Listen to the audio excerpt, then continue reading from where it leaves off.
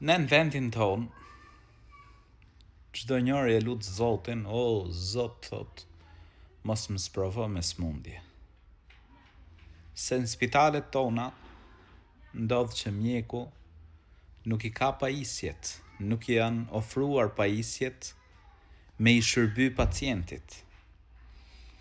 Ndërkohë, vjen drejtuesi, vjen politikani dhe miraton një ligj e ku i ofron shërbime e konsulta për shkatrimin e njerëzimit, për shkatrimin e shoqërisë, për shkatrimin e vendit.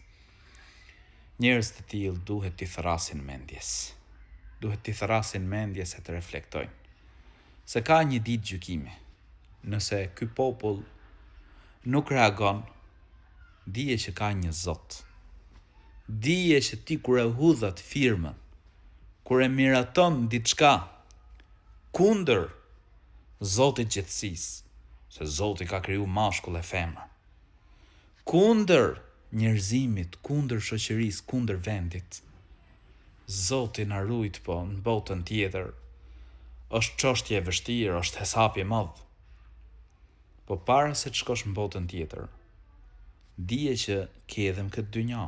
Ca gjona lahen edhe në këtë dynja. Të sprovon Zoti i gjithësisë.